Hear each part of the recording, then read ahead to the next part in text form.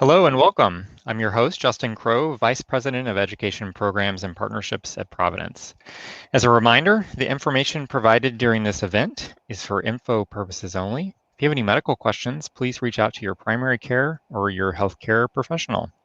Now let's begin.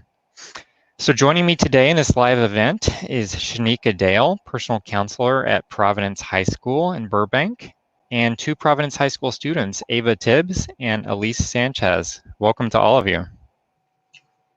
Thank you. Thank you. So a little bit of context before we start. I wanted to highlight that Providence High School is an independent Catholic high school in Burbank, California. And Work2BeWell is a digital wellness and empowerment program focused on positively impacting the emotional well-being of teens and promoting mental health.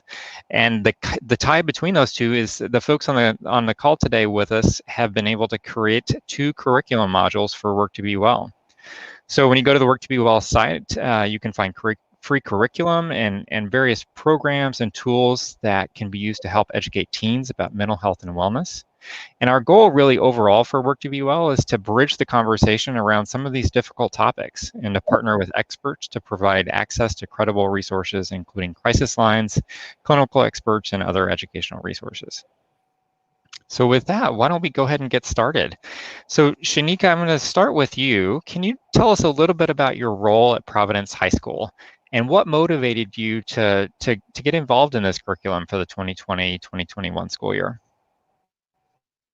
Yes, I'm the personal counselor for Providence High School, and I provide personal, social, and emotional support to students, and I also support families. I'm also involved in various support programs for students.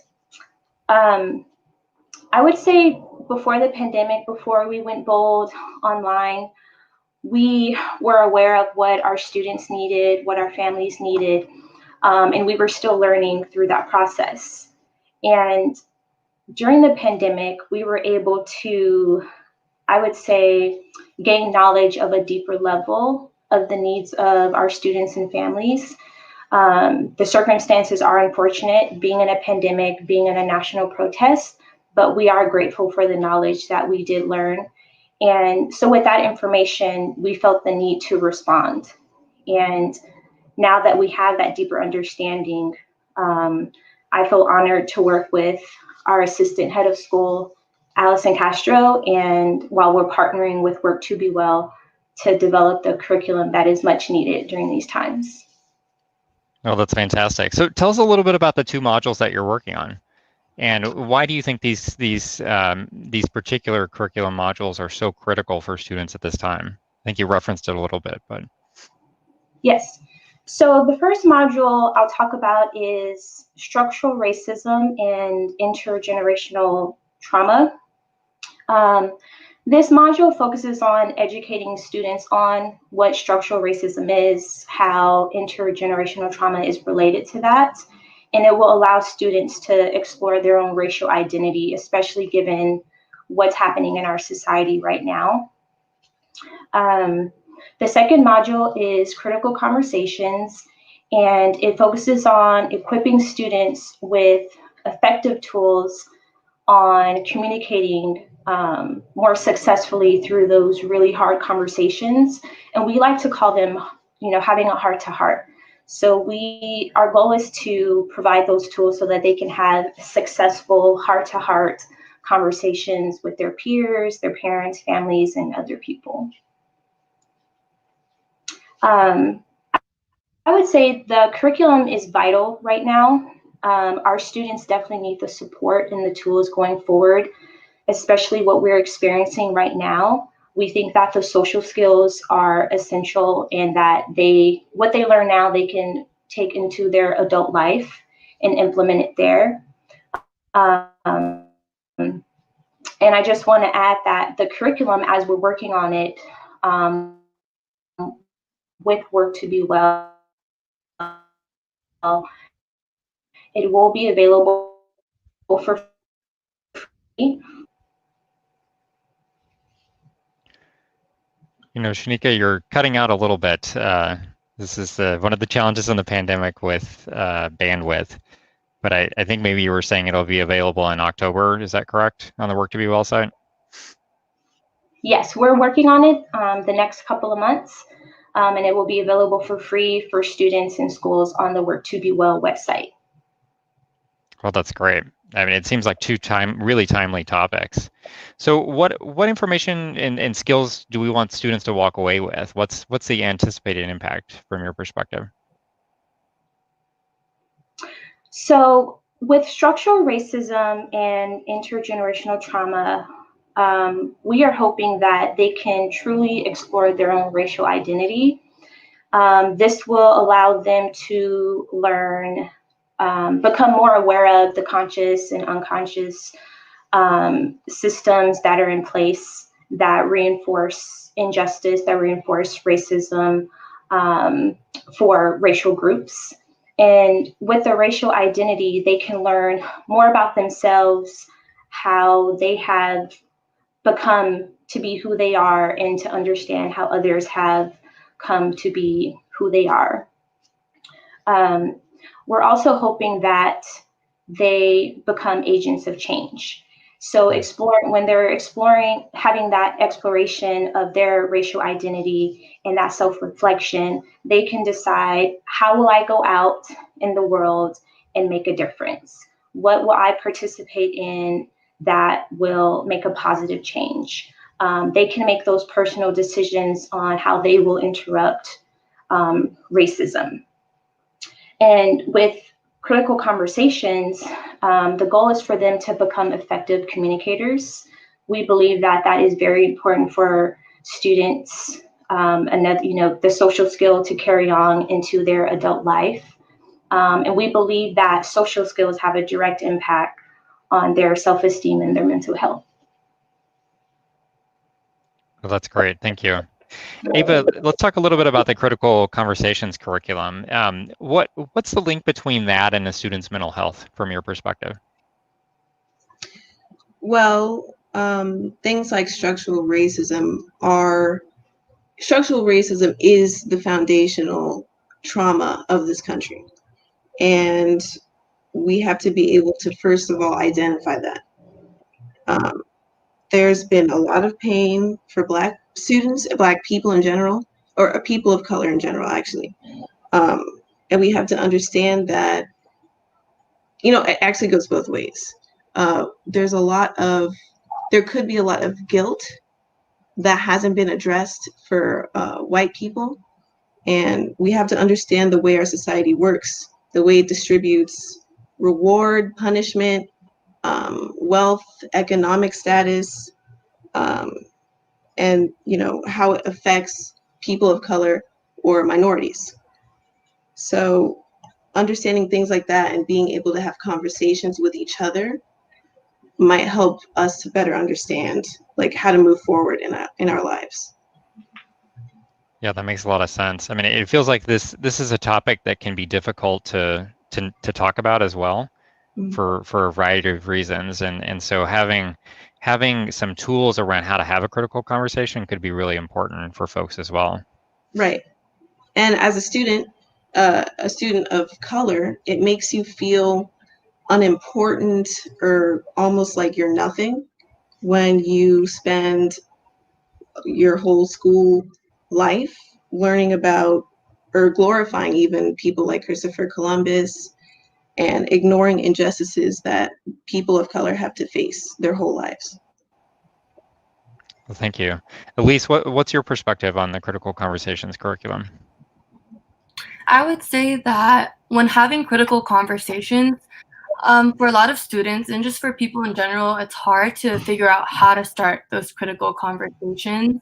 And I think that with the tools that this curriculum will provide our community, it'll be easier for people to start having these conversations with their peers and their families, so that once they have knowledge about these subjects, they'll actually be able to carry out these conversations effectively. That's fantastic. Shanika, what about you?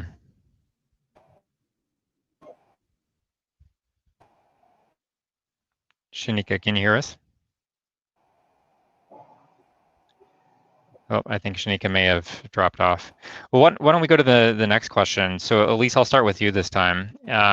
This is obviously a time of social justice movements. I think Black Lives Matter is the most predominant right now, but there's also all this uncertainty from COVID-19. It's a challenging time. So, how do these curriculum themes connect with your current needs or experiences? Right. Well, as you said, it's been obvious that many social justice movements have been very active in 2020. And I think that it is important for us to bring these topics into our school curriculum so that we as a Providence community can be proactive in this fight for justice. And I think right now, a lot of people are just starting to get educated on the past of racism and on the past of these movements that have lasted for many years.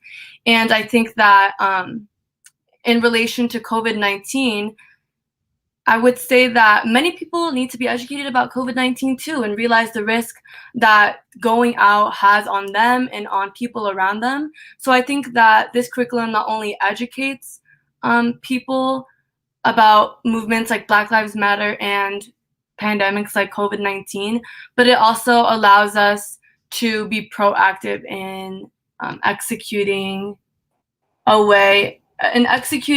a curriculum that will be beneficial in the lifetime of students. Oh, thank you. Ava, what's your perspective on that? Right, yeah, and it'll also help students learn how to communicate with one another. So if you don't know too much about the Black Lives Matter movement and you're able to educate yourself on it, or if this curriculum gets put in place, we'll be able to have better conversations with each other and we'll be more compassionate towards one another. And like Elise said, it's really dangerous, COVID-19, and I'm not sure how many people are aware of how life-threatening it is. So if we were to, become more aware of how dangerous it is and, things like that, it'll definitely help slow the spread. Yeah, that makes a lot of sense. I love the practical nature of this. I'm just thinking of my own education when I was a student. I don't think we weren't really trained on how to have critical conversations. And so when challenging topics come up that I think we need to discuss as individuals in society, I think sometimes we weren't prepared for it, at least my generation. So I love kind of what both of you have highlighted there. Why don't we go to the next one? So, Ava, let's start with you on this. So what do you think is the value of discussing structural racism as part of school curriculum? I think you've talked about this a little bit, but maybe you could tie in particular the tie to mental health, and that may be a connection that folks haven't personally made. Well, for me personally, I said this a bit earlier, it definitely, you see historical figures and you don't see a lot of yourself, people of color, sometimes aren't as represented as much. So when you get that kind of an education, it's hard to see how much you have contributed or how much you can contribute. But it's, the more you talk about it, the more you talk about things like structural racism, the more it's easy to understand, or the less uncomfortable you'll get with it when it's brought up or when you experience it in your life. That makes sense. Elise, what's your perspective on that? I would say that a lot of people that have or do suffer from structural racism tend to feel alienated from a group. And I think that by teaching this at Providence or at many other institutions, it'll form more of a sense of community and unison as people, well, just knowing that people are educated about what you might be going through will always make somebody feel better. And I think that just knowing that there is some relevance to this thing going on in your life, that other people will take the time to learn about it and be educated on it, I think it'll be very valuable to the mental health of students and people that might be suffering from this racism and intergenerational trauma. And as I said before, will bring a sense of a better community into the Providence community. No, that makes sense. I find these two curriculums really exciting, and particularly the structural racism. I think that's a topic that, until recently, we haven't spent a lot of time in as a society, and then kind of really understanding that has an impact on people's mental health. I think that's an even broader step that our society hasn't historically recognized. I think it's amazing that students are creating this. Shanika, I know you dropped out earlier in the back. Anything you would kind of add with respect to the structural racism curriculum? Sure. I think that it's important for our students to become educated on it so that they can have that self-reflection. I think that with those conversations, with those challenging conversations, rather, it can really shift dynamics in the home, dynamics with their peers. People can learn a deeper understanding of each other. So the relationships, the friendships, and dynamics will be challenged, I believe, in a healthy way. And I also believe that it can strengthen those bonds as well because of the deeper understanding that we would have for one another, what the students will feel comfortable sharing with each other or learn to become comfortable sharing their thoughts and their feelings and their voice about these concerns and their own racial identity, especially in society today. Thank you. Elise, returning to you for a second. So we talked about critical conversations earlier. How, as you've been a part of creating this, how do you hope that what is the impact that you hope this has for students, not only for your peers, but for students across the United States? I think one impact that I definitely hope it has is just giving students a comfort in being able to start these conversations. From my own experience, when having these critical conversations, most of the time the hardest part for me is being able to start them. What is the first thing that I should say? And I think that is a tool that this curriculum teaches that for me is the most important, because sometimes you might know what you want to talk about, but just that first sentence is the hardest part.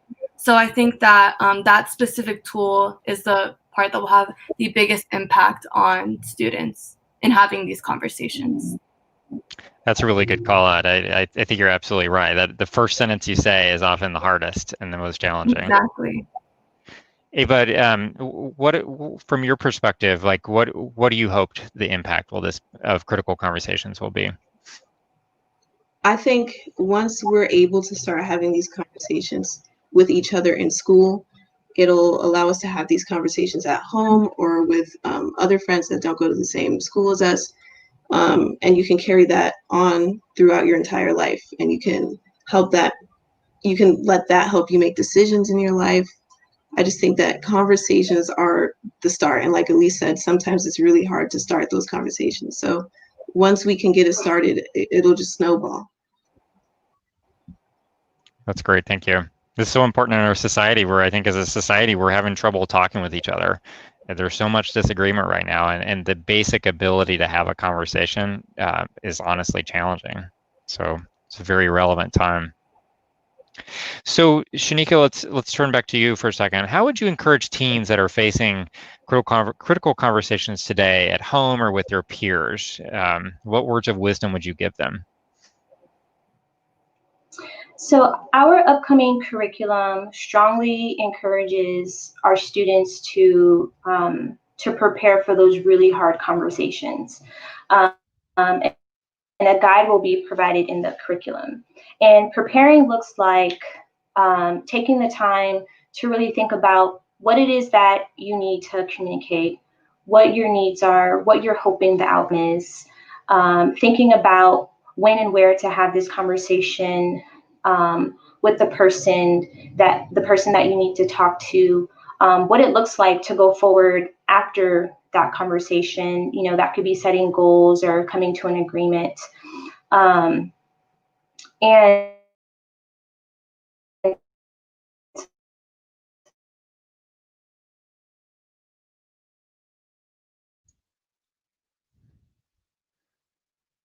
Shanika, I think we may have lost you again. So Ava, why don't we turn to you? How would you encourage teens as they're facing these difficult conversations, whether it's with other students or Embrace with parents? their support network.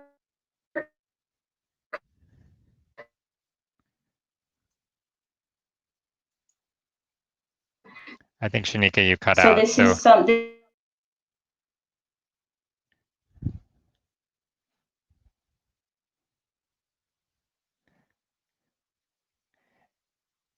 Ava, how would you encourage other teens, whether talking with students or with their parents? I just think that, again, like once we get the conversation started, even in small groups in our school, it'll help them become more comfortable and they'll be able to talk about anything with their families. The more and more we talk about it, especially in a place like school, the more and more they'll be able to have those conversations on their own.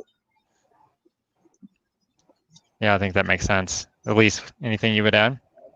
I would definitely have to agree with Ava. I would say, although we spend so much time with our families and we might be so close to them, sometimes having these conversations with them is even harder than having them with our peers.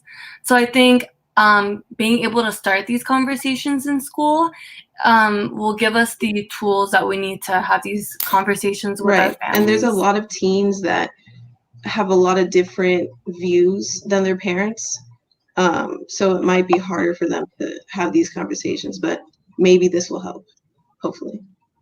Yeah, I think that's a really good point, Ava. I mean, I think as I've talked with students, that's something that's come up many times of kind of the challenge of talking with parents, and sometimes it's around mental health challenges because different generations have different perspectives on that, and sometimes it's about racism. So I think that's a really great point. At least anything else you would add on that? Not of now. I'll be thinking though. Oh, that sounds good. So as we start school this fall, and I know Providence High School has already started, Shanika, I'll direct this question at you. What kinds of conversations and dialogue do you hope that these curriculum tools will provide for Providence High School staff and students, and then even more broadly across California and the United States? Thank you. First, I would say creating a safe environment for our students is vital, and supporting our staff in implementing the curriculum. We're hoping for informative conversations. We're hoping for that personal growth for our students. Yeah, that makes a lot of sense. Ava, what would you say to that? What kind of conversations and dialogue do you hope that these provide? Well, we focus on the Catholic faith, and I think it's really important that we connect these conversations in our religion classes. We always, every morning, we talk about the values that we have, caring about the poor and vulnerable in our communities. So I think that it's important to connect, and because we always talk about living our faith. We don't want to say we're Catholic without living the Catholic faith. So I think it's important to have these tough conversations, because that is all we learn about in religion. Jesus went through it in his life. He had many tough conversations, and we can't say we're Catholic without having these conversations as well. It's a really good tie. I wouldn't have thought of that. Thank you. Elise, turning to you, what kinds of conversations and dialogue would you like to see this upcoming term? Well, as Misty said before, I think the most important thing is definitely starting off with a safe environment where students feel like they can have these critical conversations, or else no progress will be made in using a curriculum like this. And I also think that one super important thing is that we will start implementing a curriculum that will purely just educate and inform students, because I think that everybody needs to be informed and educated before these critical conversations can take place and be proactive. Yeah, that's great. Thank you. Shanika, as we think about the work that you've done, obviously you've been in an interesting situation because you've actually been creating the curriculum. And so it's probably when you try to create or teach something, you often have to think about that in a different way than when you're consuming it. So, what are some insights that you took from actually creating the curriculum that maybe you didn't expect when you started? I would say for me personally that I I was able to realize a lot of the things that we consider common sense. A lot of people don't have those basic tools.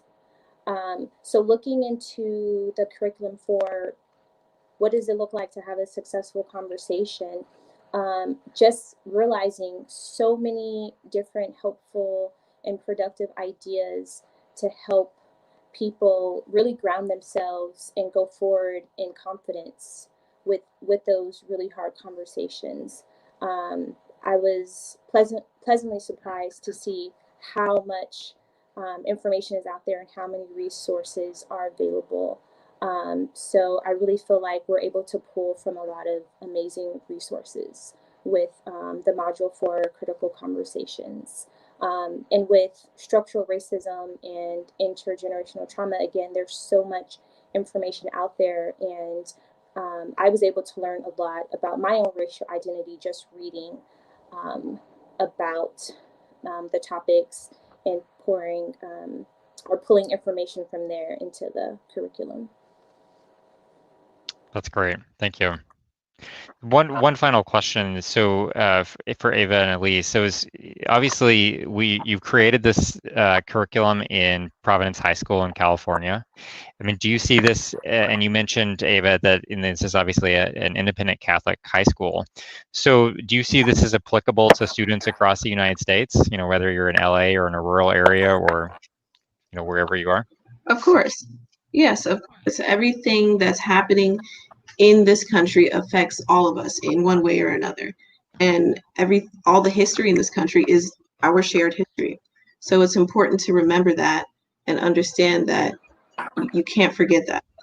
And I want to add that having these conversations will foster more curiosity for students and families even.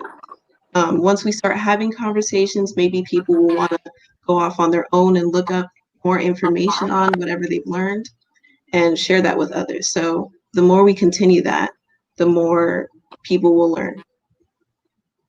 That's great. I would just second what Ava said. I think that people all over this country suffer from structural racism and this intergenerational trauma. And I think that these are critical conversations that should be happening everywhere. And if we're able to educate and inform as many students as we can, we'll be able to make the most progress. That's fantastic. Thank you.